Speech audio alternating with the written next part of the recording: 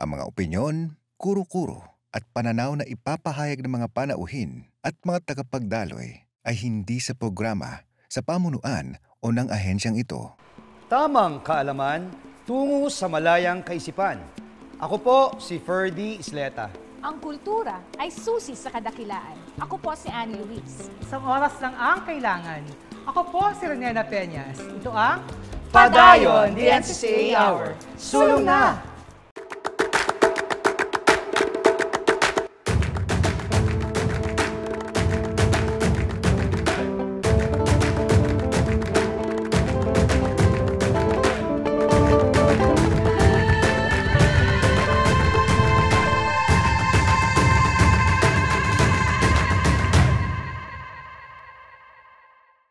Isang magandang araw mga kapadayon. Nandito nga tayo ngayon sa O-Bar sa Ortigas at mga partners. Bukod sa tayo makiki-party, sayo-sayo naman dyan, galaw-galaw. Ay, syempre, partner dyan. nandito tayo ngayon dahil Pride Month, pag-uusapan natin ang freedom of expression at diversity. Mga partners, ano bang meron ngayon sa hapong ito? Partner, dahil nasabi mo nga ang Pride Month ngayon, syempre pag-uusapan natin ay mga topics na mahalaga o may kabuluhan sa LGBTQIA+ community. Nandyan na ang Soji Bill, partner. Nako, Happy Pride Month, partner. Happy Pride Month, mga kapadayon.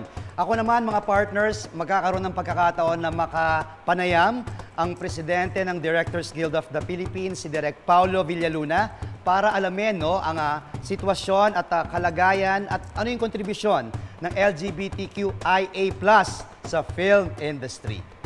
At syempre, mga kapadayon, nandito pa rin ang ating segment na Sining Inspirasyon at Sining Galaw. Naku mga partners, mga kapadayon, hitik na hitik ang ating programa. Kaya naman lahat ng ngayon, dapat yung abangan dito lamang sa inyong paboritong weekend online culture program tuwing Sabado at Linggo, alas 3 ng hapon. Ang Padayon, the NCCA Hour.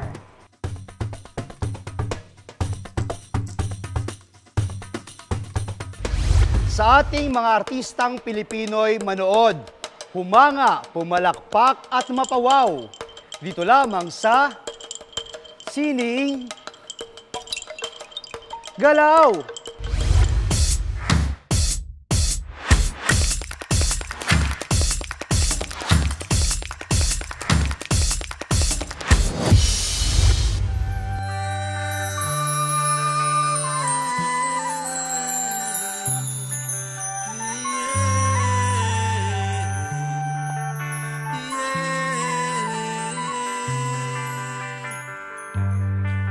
Saan nila ako di dungan ng bulan Fyofalal maadwata dulam na wagufa nanangan ako panatayaan mo dutungan fakaya guni mo mundo hamgal ako idatanggan fangula gagan Kabaila fuga ni nawagu Ugada Kutadul faya mafia ite Ufanda sangan Afnigu Dakaya Gu manikde Ngatong tanan Igas fati Naigas de Sapyo dan ngaflo Seguas Satu do Satu do Satu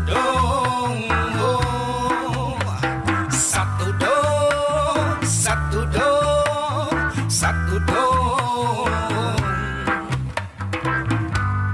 Nun kaget Ikitu kapan weng Pukde tu Saglabat tanda saslek Tanda sapulnawa Ada tu sakdong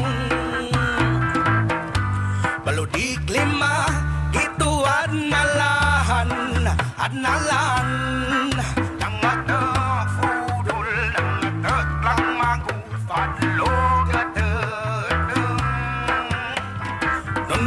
Amgal aku Didatanggan fan gula gagan Kabaila fugan inawagu Dugada utadul faya mafia ikde Dufan ngak sangan Afnigu nakaya kumanikdaan natong tanan ikaspati na ikasta sa fiyudan nga flow sa gawas sa tudong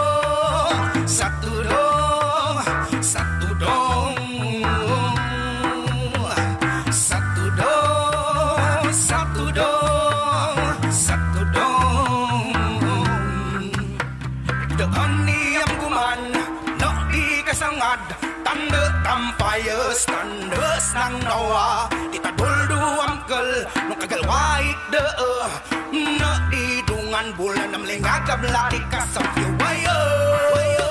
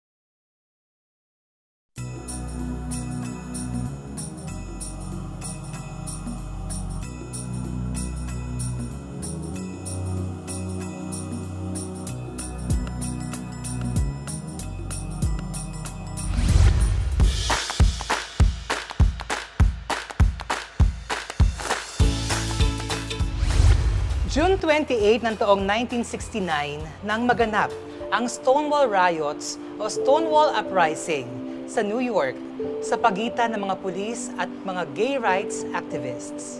Para sa karapatan ng LGBTQIA community, ay pinaalab nito ang loob ng bagong henerasyon upang ituloy at palawigin ang laban. At bilang pag-alala sa Stonewall Riot, isinasagawa tuwing buwan ng Hunyo sa iba't ibang panig ng mundo ang Gay Pride o LGBTQIA Pride. Nandito pa rin tayo sa O-Bar kung saan nasaksihan natin ang iba't ibang drag performances. Pero syempre, apart from the entertainment na ibinibigay sa atin ng LGBTQIA+ community, ay ang isang malaki at mahabang laban para sa kanilang karapatan at pagkapantay-pantay. Nabanggit nga ni partner Annie na ang laban para sa karapatan ng community ay isang malaki at mahabang journey. Kaya mainam na lagi tayong bumalik sa basics mula sa common terms na ginagamit ng community: sexual orientation, gender identity at expression, upang mas maintindihan ng marami nating kapadayon ang nais natin iparating. At upang bigyang linaw ang mga usaping ito, ay kasama natin ang Legal Advocacy Officer ng Rainbow Rights Philippines. Mga kapadayon, i-welcome natin si Attorney LJ Bernardo.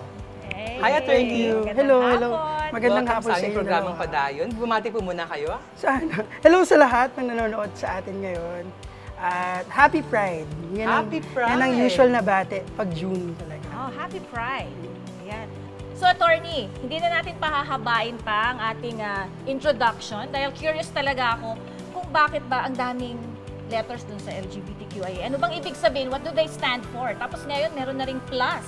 So, gusto kong malaman kung ano yon. I-share natin sa ating mga kapadayon. And also, meron tayong mga gay pride flags dito. Ano nga ba? Parang iba-iba. Parang dumadami, Attorney. Bali kasi, nung siguro 90s, 80s, ang mga alam na sexual orientations at gender identities ay yung LGBT. Yes. So, di ba dyan pa nga nag-start yan? Wala pa yung QIA, saka plus. So, hindi yun lesbian, gay, bakla, tomboy. Kasi para namang redundant yun. So, ano yun? Lesbian, gay, bisexual, and transgender. So, yung first four na yun, doon na nakilala yung community. So, yung lesbian, isa itong sexual orientation term, yung sabihin, isang babae nagkakagusto sa kapwa babae. Yung gay, lalaki, na nagkakagusto sa kapwa lalaki. Bisexual, both. Nagkakagusto siya sa lalaki at sa babae. Hindi ibig sabihin na sabay sexual, no? Hindi yun ganun. Hindi rin siya more chances of winning. Talagang, kung kanino lang siya nagkakagusto at the time, may mga sikat na example niyan. Sila Angelina Jolie, so kasal siya kay Brad Pitt dati, pero hindi naman siya tumigil sa pagiging bisexual. Ito ba yung fluid na sinasabi? Pag Meron bisexual? pang iba pang hindi yan yung fluid. Ibig sabihin lang ng fluidity, pwede kang ma-realize mo na, hindi lang pala ako straight. Or hindi lang pala ako lesbian, pwede pala akong bisexual. So, yun yung fluidity. Yung bisexual, pagkakaalam mo yun na, pwede pala ako sa both. Okay. So, yun, yung transgender, sa LGBT lang yun, Transgender, ibig sabihin, ipinanganak siya at inassignan ng isang sex batay sa kanyang sexual organ, pero sa kanyang internal na pagtataya, iba yung kanyang gender kaysa doon sa inassign sa kanya. So yan yung trans woman, trans man, ayun. Tapos, QIA+, dinagdagan lang ng queer or questioning, queer and questioning. Yung queer, ibig sabihin, di mo pwedeng ilagay sa isang box. So, ganun yung queer. Questioning, iniisipan niya kung saan, ganyan. Intersex naman, dami ng terms, no? Intersex, pero mahalaga pa rin yung mga terms na to para kasi pag hindi mo sila nilalagay, hindi mo malalaman kung ano yung struggle nila eh. So, yung intersex, ibig sabihin naman nun, hindi nagko-conform yung kanilang, pwedeng hormonal, pwede yung genitalia, sa either male or female. Okay, so yun ay sex, sex concept, madaming concept. Yung asexual, ibig sabihin naman, wala talaga siyang, hindi siya na-attract romantically or aromantic. Hindi siya hindi siya na-attract sa isa pang kahit kaninong tao. So yun, meron ding mga ganun. Sa ibang bansa, oo, yung mga, kaso pag hindi ko ma-assure ang safety mo pag tinawag mo silang halaman o bato. Pero ang tawag mo mas aces, tawag sa aces kasi aromantic and asexual. So yun, saka plus. Yung plus, ibig sabihin yan, marami pang pwedeng valid na sexual orientations, gender identities, and gender expression na hindi kailangan nating i-include. Hanggang letter Z meron, di ba? Para ng centrum, no? From A to Z, no? Pero ayun talaga yung joke doon. Pero ayun talaga, kailangan mo siya ng plus talaga. Sorry, tatanungin ko Sige. to kasi di ba pag may mga forms tayong pinipirmahan. Ayan, gusto ko Very yan. interesting yun eh. Gusto ko yan. Parang gender. Tapos, Male saka female. male saka female. Is this correct? Should there be like a change for this? Oo, actually, merong dyan, ang konsepto ng sex at gender ay magkaiba. Yung sex, yun yung more sa physical, anatomical, yung genitalia. Doon nakasalalay. Or minsan yung secondary sex characteristics, like sino ba yung mga characteristics ng pangatawan na kadalasan na-associate sa lalaki o babae. Yung gender naman, yun yung sociological, anthropological. Ibig sabihin, ano yung mga roles na ina-assign. And yung sex, ibig sabihin nun, male at female lang. Yung gender, yun yung marami. So, pag nakakita ka sa form ng gender at nakalagay male or female, mali. Dapat sex, male or female. And kadalasan, hindi naman mahalagang malaman kung ano yung sex at gender. Minsan, hindi lang kailangan itanong. Di ba? So, yun, mas maganda sana, pwedeng gawing tama, pero mas maganda isipin kung kailangan ba natin itanong pa kung male o female. Pag male ba siya, hindi ko siya bibigyan ng serbisyo. Pag female ba siya, hindi ko siya bibigyan ng serbisyo. Well, first question pa lang talaga ang haba na ng ating discussion, hindi ba? Ma'ams, munti ka naman sa ating Mare. Ma'ams tayo ngayon, ma'ams. Okay din naman yung Mare. At syempre, attorney. Ngayon sa ating second question, attorney, let's discuss naman po ang differences between sexual orientation, gender identity, gender expression, at sex characteristics. Marami, no? It's kind of mouthful. Kasi di ba nakita nyo kanina yung LGBTQIA+, kahit tinry natin siyang maging inclusive, ang hindi kasali doon yung mga straights. Di ba? Pero ito yung mas inclusive pa kasi kasama dito yung cisgender and straight na mga tao. For example, kasi may mga tanong na sinasagot. Yun yung pagkakaiba niya. Sexual orientation, ang sinasagot niyan, kanino ako nagkakagusto. So, kanina yung lesbian and gay and bisexual, those are sexual orientation concepts. Kasi sinasagot niya yung tanong na, kanino nagkakagusto. Tapos, yung gender identity, yun naman, ano ang tingin mo sa sarili mo? Correct. Ano ang pagkakakilanlan mo sa sarili mo? Yun yung tanong na sinasagot niya. So, kanina, yung transgender, yun. Kasi ano yung pagkakakilala niya sa sarili niya? It's a gender identity concept.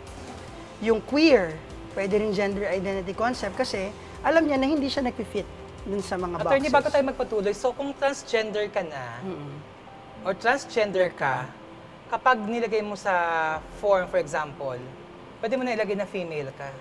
Yun sana in an ideal world. Kaso kasi sa Pilipinas, wala tayong gender recognition law. So dito, nakabase pa rin sa sex. Original. Oo. Anatomy. Oo, yan ang isa sa mga pinaglalaban ng nasa community na sana mapalitan natin yung mga nasa birth certificate at sa mga iba pang forms na sinagutan natin dati. Gender expression naman po. Yung gender expression, ang sinasagot lang niya na tanong is paano mo pinapakita ang sarili mo sa lahat. So kung paano ka manamit, kung paano ka magsalita, kung paano ka, yung iba pati yung sports na gusto. Sa ibang mga bansa, hindi na yan issue kasi nga malakas yung freedom of expression nila. Kasi nung mga sinasama bata pa rin tayo, natin. attorney, hindi ba? Kapag lalaki ka, kailangan nakapantalon ka lang. Yan. At kung babae ka, kailangan nakapalda ka. Yan, Pero yan yung ngayon, gender expression. kung magmamall yung isang gay or isang transgender ng nakapalda na siya o nakapagdamit pang babae, ito ay dahil sa kanyang gender expression. Oo, yun lang yun. At dapat wala namang kaso yun kasi hindi ka naman nakakasakit ng ibang tao sa pananamit mo, di ba? And Hindi naman gumababa yung trabaho mo pag Tama. iba yung suot mo. Pag pink ang buhok, yung iba yung classic example eh. Correct. Pag pink ang buhok, di naman bumabobo. Hindi naman nagiging mas mabagal, di ba ganyan? At Sex syempre, yung characteristics. Yung nabanggit ko na yan kanina. Pwedeng primary, which is yung genitalia, kung ano yung nasa pagitan ng legs. Pwedeng secondary, kung ano yung mas malaking shoulders, malaking hips, ganyan. Pinagsama-sama yan, magkakaiba sila, pero pinagsama-sama. Dahil, usually, basihan yan for discrimination. Kunyari, hindi ko gusto yung pananamit mo, hindi kita bibigyan ng trabaho. Hindi ko gusto kung sinong mahal mo, hindi kita bibigyan ng trabaho, hindi kita pag-aaralin. Kaya sila magkakasama, pare-pareho yung experiences nila. Yan. May discrimination talaga. Tapos, di ba may mga tanong yan sa sarili? So, sino lang ang makakasagot nun sa tingin nyo kung ano ang SOGIES? Sino lang ang makakasagot ng mga tanong na yun? Sarili mo. Sarili lang. Tapos ito rin, maganda rin dito, lahat tayo mayroong SOGIES. Explain, kahit straight ka, alam mo kung sino minamahal mo, alam mo kung sino tingin mo sa sarili mo, alam mo kung paano ka manamit. Ayan. Yun na yun. So how can one become a better ally? Siguro primary sa pagiging better ally ay pag-intindi. Tama. Alamin mo muna kung ano yung mga iba't ibang konsepto at iba't ibang experiences ng iba't ibang tao. Hindi pwedeng sabihin mo kasi na alay ka pero hindi mo nasasabuhay pala, di ba? Maganda na sabihin mo talaga na alay ka pero go a step further. Meaning, alamin mo talaga. Ayun. So definitely, ang mga straight ay maaaring maging advocate at Oo. ally. Alay. Minsan pati yung gay, magiging alay siya ng trans. Yung trans, alay siya ng ganyan. Lesbian, alay sila ng gay. Correct. Parang kampi-kampihan lang talaga. Sa mga kapadayan, ally as in A-double-L-Y. Yeah, I was going to say that kasi Hindi po baka alay na ano ha, Nielo offering. Mariano alay. Hindi to offering. Hindi offering. Oo. So, attorney, ngayon naman curious tayo. May mga iba't ibang terms na ginagamit sa ating community, no? So, can you Alright. please tell us more about Ito, them? Nandito lahat po sa mga bubunutin boxes. natin. Ikaw muna. Bunot. Ay, ako ba? Sige, muna. pwede. Ako bubunot. Tayong tatlo. Okay. Alright, anong kayang term? Kuha na, term. Sige, kuha na ako. Coming out and outing. Diba? So, Alright. ito common to, naririnig natin to. Okay. So, magkaibang ano siya, magkaibang konsepto, yung coming out and outing. Yung coming out, sasabihin sa mundo na you're part of the community.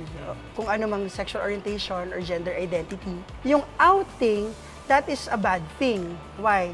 Because, ibig sabihin nun, hindi pa ready yung isang tao, in-out mo na siya. Sinabi mo sa ibang tao, ay, bakla yan. Ani, Tapos oh my bad. God! Ay, lesbian yan. Lesbian yan. I'm guilty. Pero hindi, ibig sabihin nito kasi, hindi lang, baka inuance natin ng konti. Alam mo kung ano siya, sinabi niya sa'yo, dinisclose niya, at kinalat sa iba, that's outing. Usually bad. Kasi bakit siya bad? May mga opportunities na nawawala, hindi na mapopromote pag in-out. nawawalan ng pamilya, madalas, di ba? So that's the bad thing about outing. So mahalaga na hintayin mong maging ready to come out yung isang tao. Ito naman, attorney. Pansexual. Ay, naku. Pansexual. Hindi yan ibig sabihin na Pandesal. tinapay or or frying pan. Yung pan comes from the word, Latin, Greek, I don't know. Pero ang root word niya, ng etymology niya ay all.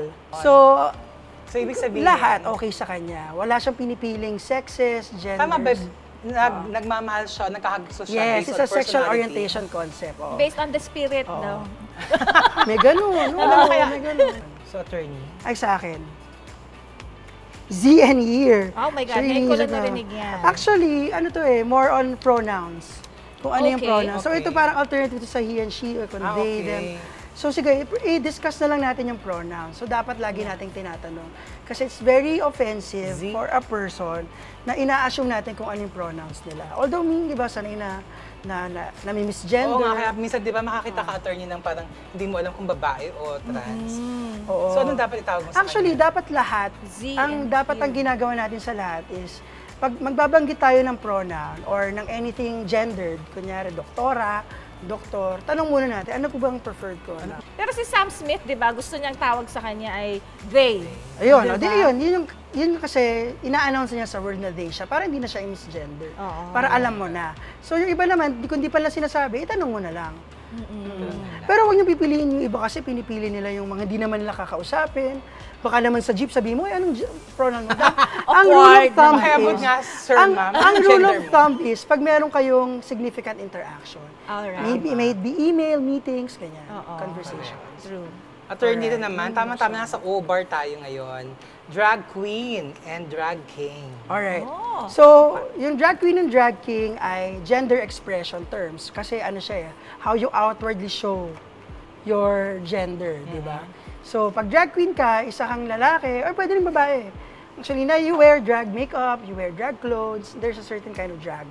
Pag king naman, pwede rin. Actually, ikaw mag-identify. Actually, ngayon ko lang narinig ang drag queen. king. Sorry, Oo, may drag queen. king. Ibig sabihin, nagbibihis lalaki sila. Alright. Attorney, ito naman. Okay. Gender neutral. Okay. Ay. Ano rin siya? Ibig sabihin, pwede siyang sa language. Yung iba, gender neutral yung terms na ginagamit para maka-respect. Kunyari, imbis na doktora, doktor na lang. Diba? Gender neutral terms. So, yun, may mga ganong, more on siya talaga. On how you address someone. I think that's a gender neutral thing. What things are gender neutral? Anong mga damit yung gender neutral? More on gender expression din talaga So, siya. instead na professora, Professor na lang. professor. Alam mo, naging project yan ng Philippine Commission on Women sa aming Yes. committee, yung Media Gender Equality Committee, yung Yes. gender fair, and Gender fairness gender also. sensitive reporting. language. No? Yan ang mahalaga Sa talaga. media, dapat matutuhan ng mga tao sa Yes, media. yes. And last, ito na yung ating last na popsicle, down low. Ano yan? Ano yan? On the DL. Ito medyo slang ng kabataan, DL. Ibig sabihin, you're not yet out. You're in the closet. You do it in the down low lang. It's only now that I've heard of that. DL. Well, it's a DL. more of a moniker for anything you're hiding. Pag lahat ng mga tinatago mo, in the DL. Pero pag more on LGBTQ na usapan, you're still in the closet. Closet. Diba? Closet. In the DL. So, ngayon ginagamit pa ba yun, attorney? In the closet? Oo, ginagamit pa yun. Ginagamit pa yung term na yun, na hindi pa nagka-come out. Yun yung come out from the closet talaga. Yan. Ngayon naman, partner sa ka-attorney, pag-usapan natin yung mga common offensive and problematic terms that we should pag-usapan. avoid. Hindi, joke lang. Oo. Hindi, pero sige, ano na lang natin? Anong summary? Ang summary, kung may summary siguro is, how do you employ language? Usually yung language talaga siya. May mga terms, of course, na offensive, like yung hindi na, nag-fallen into disrepute. Sabihin, hindi na acceptable, hindi na ginagamit. Kunyari, yung term na, even yung homosexual, Right. kasi it's associated, dati kasi, it's classified as a psychological disorder. So, medyo hinay-hinay din sa use ng homosexual. Tranny, yun ba, di rin maganda yun. Yung Tranny F goes. word na, I will spell it, F-A-G-G-O-T, that's also very Yeah, offensive. yeah, very, very Very offensive, yeah. offensive yan. Kung ang rule of thumb talaga ay, Pag wala siya dun sa LGBTQIA+, malamang offensive yun. And then, also how you use the word gay. Kanina, yung bakla, ganyan. No, box! How do you use it? Do you use it to degrade ba? Or to call endearment? Ganyan. So, yun yung mga magandang way. Siguro kung hindi mo siya ka-close, diba? So, wag mong gamitin yun. Misgendering is also, yun, kanina, yung pag-focus natin sa ano ang pronouns na gusto. Kasi that's also very offensive. Pag hindi gusto yung paulit-ulit mong ginagamit, paulit-ulit ka nang kinokorek, mali yun. Pwede ka lang magkamali siguro once or twice. Pero sana naman natuto na. Other terms na nakisignify na mahina, ang mga babae at LGBT also, kunyari, di ba, it's also very offensive. So, ayun, mas mahalagang usapan talaga. Siguro, maganda mas mabas tayo ng gender fairness and gender sensitivity. Di ba, minsan sa traffic, ano ba yan, ang bagal-bagal? Babae kasi. Babae kasi. Di ba? That's offensive yun. Offensive yun. Offensive talaga yan. Partner, yung kanina tinatanong mo off-air, no, yung bakla, bading, bakla, ganyan. Bading, badet. Pagbata pa, badet. Siguro to answer coming from someone from the LGBT community, siguro kung meron tayong level of friendship, like tayong dalawa, you can, sa hallway, pwede mo akong tawagin box or bading. Pero kung hindi naman tayo close, tapos bigla mo akong tinawag. O kaya, staff mo, bakla. O kaya wala tayong level ng acquaintance or closeness. Tapos nawag mong bakla, bading, yun di maganda. Lalo na kung yung taong tatawagin mo, for example, ng moms. Ngayon mo lang na-meet, tapos hindi mo naman sure kung ano ang kanyang gender preference. Kung siya ba straight, o kahit pa mukha siyang lesbian or bisexual, di ba, attorney? No? Yeah, tama naman yun, tama. Tandaan din natin, bilang abogado, meron tayong Safe Spaces Act. So, iwasan, criminal act talaga siya. Mangut siya ng based on SOGI. Okay, so tapos na tayo dun sa mga terms, partner. Yung mga gestures, mga actions, now would lead us to think that they are a member of the community, of the LGBTQIA community. If two men were holding hands or like magkakbite, or basta yung, let's say, holding hands. Ay, Bex. Pag dalawang babae, hindi naman. Hindi naman iisipin na sila lesbians. Ang ganda ng point. Kasi ibig sabihin lang na judgmental tayo pag dalawang lalaki. No? Yeah.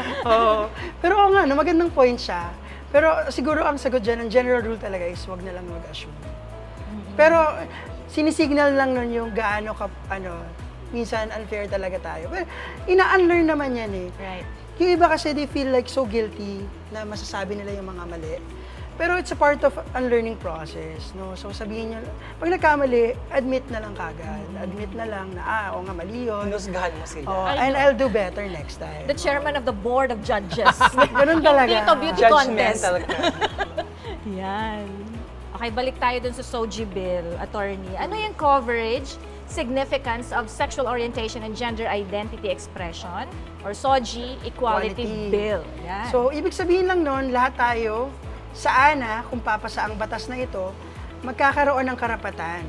Ibig sabihin, sa mga key aspects of our lives. So, edukasyon, trabaho, even yung paglalakad sa kalsada, pamilya, hindi dapat discriminate based on yung pinag-usapan natin kanina, the sexual orientation, gender identity, and expression.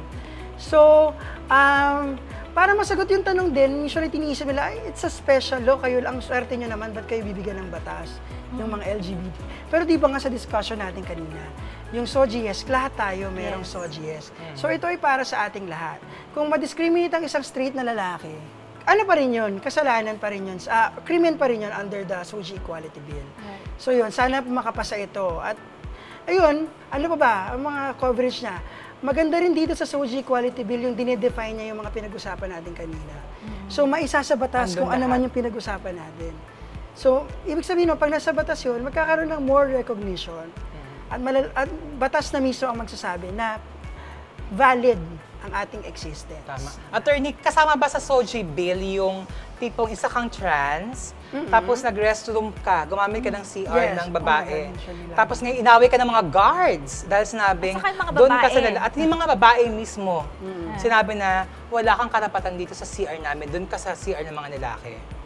Yes. pasok siya. Pasok Kasi siya. nakalagay sa SOGI Equality Bill na ang mga facilities hindi dapat discriminatory. Depende on your SOGI. So kung sa tingin mo, ikaw ay babae, dapat ang magamit mong facility ay yung pambabae.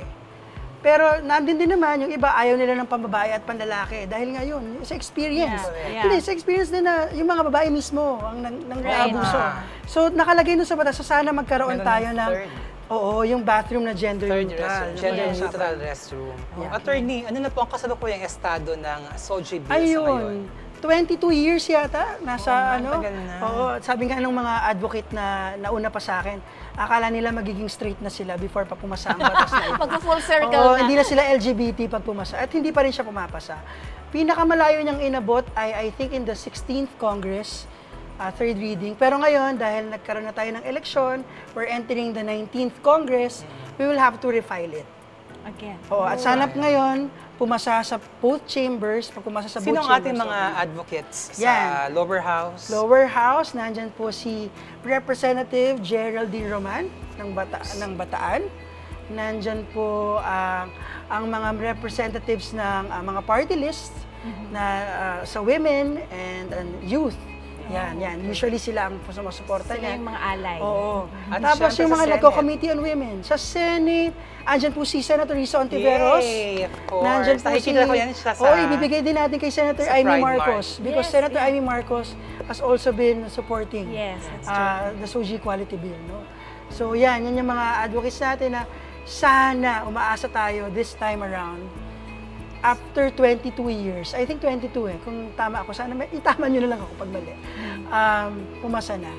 Diba? Dati nung 18 years ang joke dyan, nag-debut na. Ngayon, lumagpas Oo na. nga. Kumbaga sa lalaki, nag-debut na talaga. Lumagpas na ngayon sa debut. Yeah. 21 plus 1 na. Maki-silver anniversary na. Parang ang kasuotan mo ngayon, Nakalimutan ko pala, silver. Senator Yes, Nancy silver Bina. jubilee. Senator Nancy Bina. Nancy Bina is also an Yes, of ally. course. Yeah, she's part of our board, by the way. Yes. Oh, yan, NCCA yan. board. So yun, na-plug natin ang NCCA board. So maraming salamat po Thank muli, you, Atty. Attorney. Partner, kulang ang isang episode, no? At Yes, isang ang segment dami. sa kwentuhang ito. Magkukwentuhan pa tayo off-cam. Madami tayong ikakonsul kay Attorney, no? So, Attorney, para po sa ating mga kapadayon na nais kayong makontak at ang Rainbow Rights. Pwede silang mag-send ng email sa info@rrightsphl.org. Right. Tapos, meron din kaming Facebook at Twitter at rrightsphl. Same handle. So yan mga kapadayon, kung meron kayong mga katanungan tungkol sa mga rights of the LGBTQIA community, pwede po nating i-contact si Attorney LJ at ang Rainbow Rights. Maraming salamat po muli, Attorney LJ. Mahaba man ang laban ng LGBTQIA plus community, pero hindi tayo titigil. Tayo'y magpapatuloy upang maranasan at masaksihan natin ang isang komunidad na may pagtanggap, paggalang at pantay na pagtingin sa LGBTQIA plus community. Muli tayong magsama-sama dito lamang sa Padayon!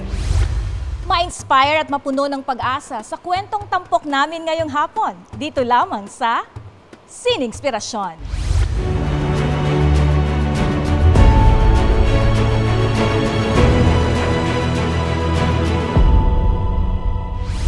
So, ako po si Carlo Ramos Tizon from Tarlac.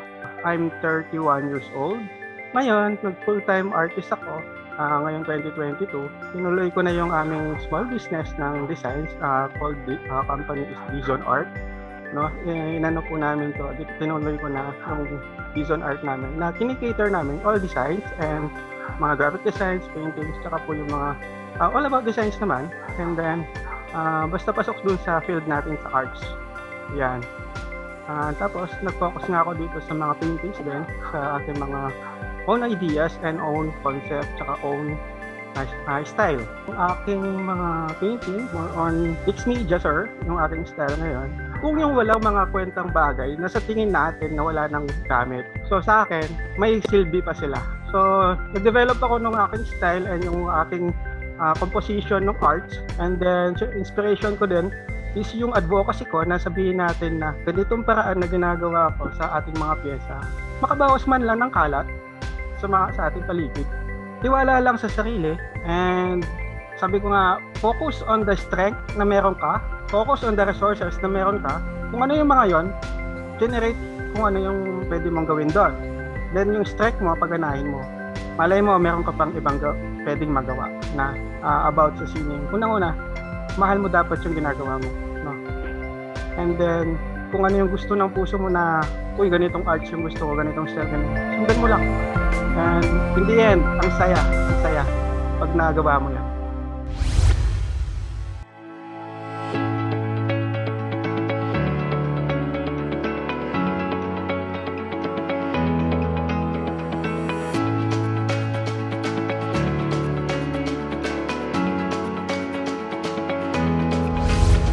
Magandang hapon mga kapadayon. Sa pagpapatuloy ng ating Pride episode, ating tatalakayin ang representasyon ng LGBTQIA+ community sa pelikulang Pilipino sa kasalukuyang panahon. Makakakwentuhan ko ngayong hapon ang isang multi-awarded at internationally renowned filmmaker na siya ring kasalukuyang Pangulo ng Directors Guild of the Philippines, si Direk Paulo Villaluna. Hi, Direk Paulo. Magandang hapon po. Welcome Hi, to good afternoon. Okay. Unang-una, maraming salamat sa pag-imbita. Napaka-importante kasi ng mga avenues like this, especially online, sa pag-educate sa mga tao regarding gender sensitivities. Direk, ngayon pag-uusapan naman natin yung ating topic ngayon, yung partisipasyon ng LGBTQI+ sa film industry. So, malaking bahagi po ng film at entertainment industry ang LGBTQI+.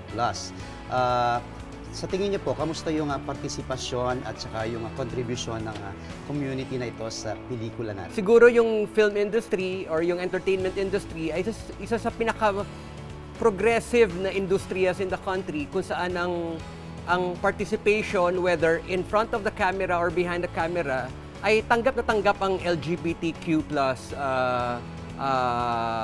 identity, no? In fact, it has never been, especially behind the scenes, it has never been, hindi masyado malaki ang discrimination in terms of workforce compared to other industries. And syempre, alam rin natin, ang LGBTQ identity kasi geared towards a more creative work. So medyo, dahil alam natin ang industriya ay very creative, so it has been very accepting. If not, it's a really good safe space for LGBTQ personalities. So talagang itong community ng LGBTQ+, talagang malaki rin yung ambag at napakarami po talaga nila sa film industry. Oh yeah, I mean, if I'm going to expound on contribution, we're not talking here of just workforce, no? When we say workforce, ito yung mga tao behind the cameras. You have your directors, your production designers, your DOP, your production assistants.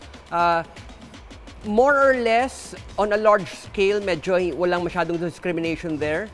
Okay, now in terms of on-screen, syempre iba na yung on-screen contribution, no? We're talking here ng actual produkto ng pelikula or TV show na pinapanood na ng masa. Kung i-define natin ng cinema as a mirror of society, na ito ay nananalamin ng lipunan, importante na kung ano yung sinasalamin niya ay pinapakita ang katotohanan. At kasama doon ang tamang representasyon ng LGBTQ. Alam nyo, again, like you said kanina sa opening, for the longest time, dahil ang cinema ay produkto ng capitalist assembly, no? Syempre, ang market forces mo noon, dati ang tingin sa LGBTQ characters ay either nakakatawa, comic relief nga, or yun nga, supporting role lang, best friend ni ganito, ni ganyan.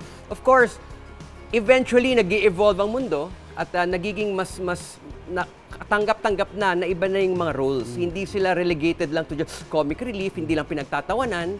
These are actually, we've evolved into accepting LGBTQ characters as lead roles and as important characters by themselves, which is really, really amazing. At ito ay buhat din ng hindi lang ng pagtanggap ng masa, no? Ito rin ay dahil sa mga naglilikha behind the camera. You now have more progressive directors na they're expressing themselves using their sexuality and showing that sexuality on screen, which is very, very important because the masa, our viewers are actually educated into thinking, ang LGBTQ hindi lang pinagtatawanan. Hindi lang siya drag queen lang na sumasayaw. Alam mo yun, these are multifaceted characters na may sariling mga dilemmas and human growth. And then, yung viewers mo na nanonood, kung may nanay dyan na may anak na going through an identity dilemma, ay bigla niyang naintindihan, ay baka mas tatanggapin ko ang anak ko. Hindi ko alam, baka hinahanap niya pa yung identity niya. Ngayon, yung batang confused pa kung lalaki ba siya, babae ba siya, bisexual ba siya, trans ba siya, nagkakaroon ng role models on screen sa napapanood niya. Pwede naman pala, ang ganito ay hindi kasamaan. Siya ay normal at katanggap-tanggap. So I think it's the role of cinema and multimedia is so important sa evolution ng ating audience. So ito pong nangyayari na ito na gano'n, bilang director po, ano yung pananaw nyo na pwede pang mangyari na susunod pagkatapos ng ito na ngayon yung naibabahagi sa mga Okay, I think what's happening is very, very healthy. We are actually we are witnessing a big growth in acceptance of LGBTQ personification on screen. And not just that,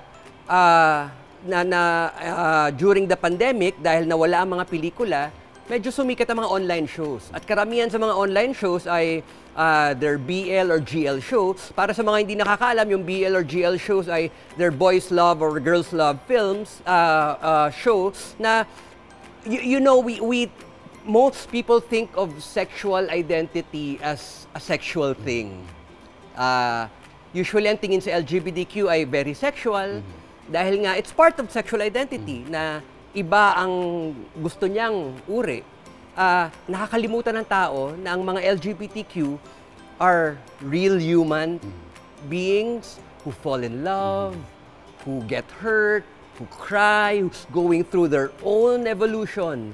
And the BL and GL series, they humanized that. They showed na itong LGBTQ ay hindi lang sexual ang ating mga problems. They're actually very, very human at everyone should be able to relate to that. It's universal. Falling in love, getting hurt, we want to be accepted by society. These are all universal themes that BL and GL, the wave ng pandemic, ay sumikat at naging ninormalize niya itong mga problemang ito. Hindi siya others lang, kumbaga. Naging, yun nga, like I said kanina, yung mga normal nating audience na nanonood, na ibang pananaw dati, nung ibang henerasyon, na baka ang iniisip nila, mali ang pagiging LGBTQ or masama. Alam mo, bigla nilang natatanggap na, ay, hindi naman pala masama. It is being normalized and that is a wonderful, wonderful thing. Paano kaya na-inspire direct yung ating mga filmmakers na maging ganito na yung attack, no? Para sa pagpipresent ng relasyon, theme ng pelikula sa LGBTQI+. Well, you have to understand nga na kung ang cinema ay mirror ng society, where filmmakers are actually also just reacting to its generation, to the particular era that we live in. Noong unang panahon, ang struggle was tanggapin ng LGBTQ. Okay, na ang issues natin ay yun nga, sexuality. Ang issues natin ay nasaan ba ang mga spasyo kung saan tayo tanggap. Eventually, society evolved into accepting that. And then, yun nga, nag-normalize na yon, and then suddenly boys love na.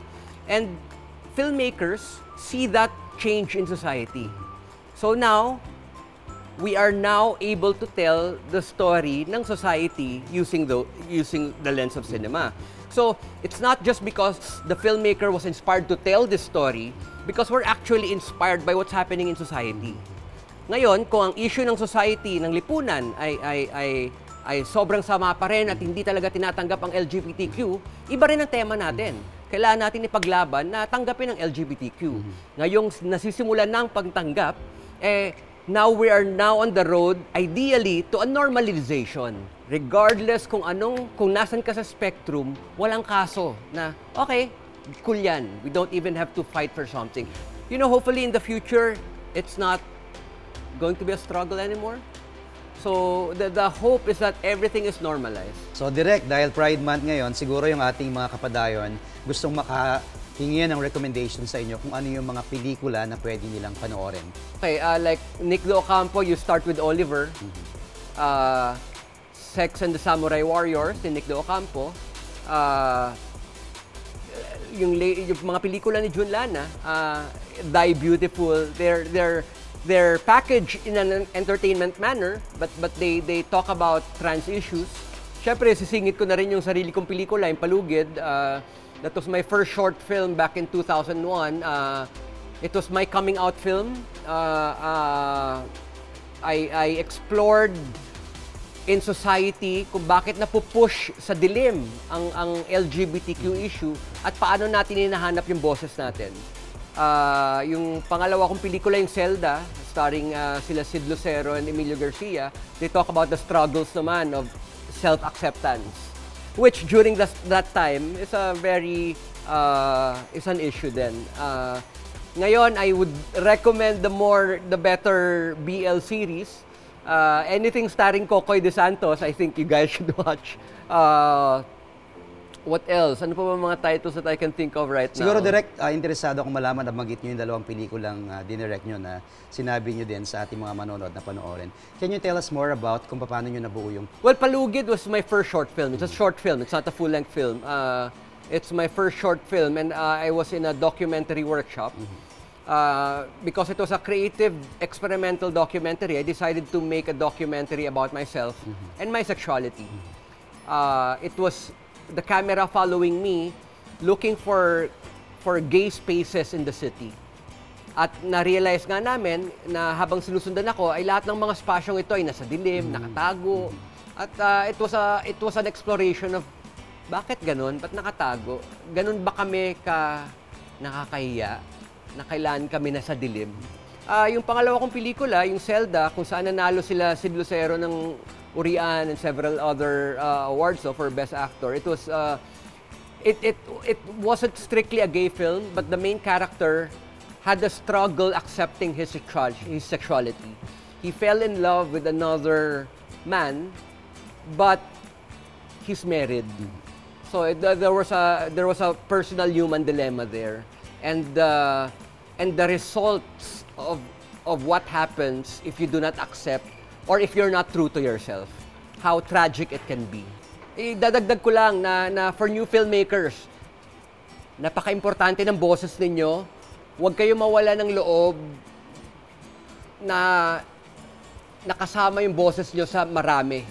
Okay? Dahil each one of you is very important and baka crucial yung kwento mo. So you have to understand that your voice is important. So make films, find out muna why you want to make films, but make films. Storytelling is important, and sabi nga ni Didion, we need stories in order to live. Mga kapadayon, sana'y di lang tuwing buwan ng Hunyo ang ating pagbibigay pugay sa ating mga kapatid na LGBTQI+.